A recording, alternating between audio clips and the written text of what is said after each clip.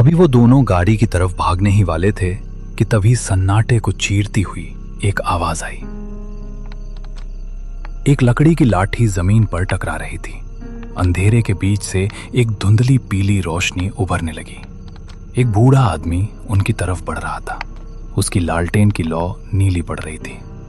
रात बहुत गहरी है मुसाफिरों, और इस जंगल की भूख उससे भी गहरी। बाबा, आप कौन हैं? यहाँ कैसे? हमारी गाड़ी खराब हो गई है, क्या आप हमारी मदद कर सकते हैं? मदद? इस जंगल में रूहें रास्ता भटकती हैं, मदद नहीं मांगती। तुम लोग काला कुआं की जमीन पर खड़े हो। आज अमावस्या है, आज यहाँ का पत्थर भी बोलता है। बाबा, हमें बस यहाँ से निकलना है, हमें डर लग रहा है। डरना भी चाहिए बेटा। इस मिट्टी के नीचे वो लोग दबे हैं जिन्होंने भूख और प्यास में अपनों का ही मांस नोच लिया था। 100 साल पहले इसी रात को गांव का कुआं सूख गया था। लोग पागल हो गए थे। उन्होंने एक दूसरे का खून पीकर अपनी प्यास बुझाई थी। तब से यह जगह शापित है। बूढ़े ने अपनी लाठी से दूर एक पुराने ढह चुके कुएं की ओर इशारा किया। वहां से एक अजीब सी सुबकने की आवाज आ रही थी। बाबा, आप हमें डरा रहे हैं। हम शहर से आए हैं, हम इन सब बातों पर यकीन नहीं करते। यकीन आंखों को नहीं, रूह को होता है बेटा। वो देखो, कुएं की मुंडेर पर। क्या तुम्हें वो औरत नहीं दिख रही जो अपने बच्चे को खून पिला रही है? राघव, मुझे कुछ दिख रहा है। एक औरत सफेद कपड़ों में, वो हमारी तरफ देख रही है और मुस्कुरा रही है। वो बुला रही है तुम्हें। आज की रात उसे 2 नए मेहमान चाहिए। अमावस्या का अंधेरा कभी खाली हाथ नहीं लौटता। अचानक एक तेज ठंडी हवा का झोंका आया और बूढ़े की लालटेन बुझ गई। जब राघव ने अपनी टॉर्च जलाई तो वहां न तो वो बूढ़ा था और न ही कोई आवाज। बस एक पुरानी लाठी जमीन पर पड़ी थी जो अब एक सड़ी हुई हड्डी की तरह दिख रही थी। बूढ़ा गायब हो चुका था, लेकिन उसकी डरावनी हंसी अभी भी हवा में तैर रही थी। राघवदेव और समीर पत्थर की तरह जम गए थे। तभी गाड़ी का रेडियो अचानक फिर से चालू हुआ, लेकिन इस बार शोर नहीं था, बल्कि एक बहुत ही सुरीली और जानी पहचानी लोरी बज रही थी। वही लोरी जो राघव की मां उसे बचपन में सुनाती थी। समीर, सुन रहा है? ये तो वही गाना है।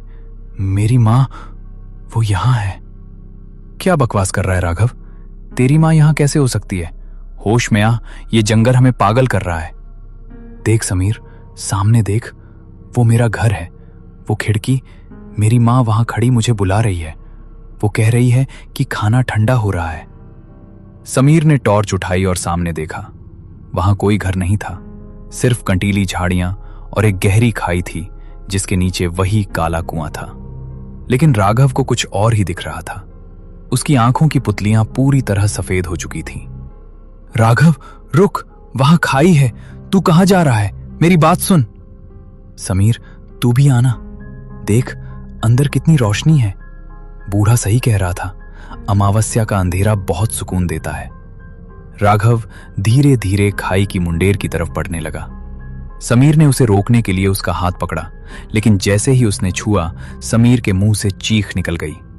राघव का शरीर लोहे की तरह ठंडा था और उसकी खाल कागज की तरह फटने लगी थी। तू राघव नहीं है। तेरा चेहरा पिघल रहा है। राघव तो कुएं में गिर गया समीर, बहुत साल पहले। आज तो सिर्फ मैं हूं। अचानक चारों तरफ से वही खटखट की आवाज आने लगी। सैकड़ों लालटेन की रोशनी झाड़ियों से उभरने लगी।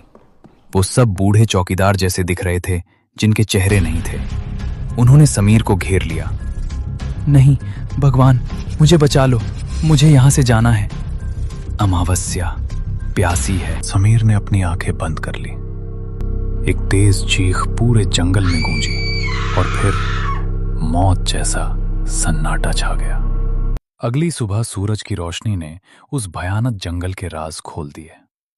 पुलिस को सड़क के किनारे वही पुरानी जीप मिली।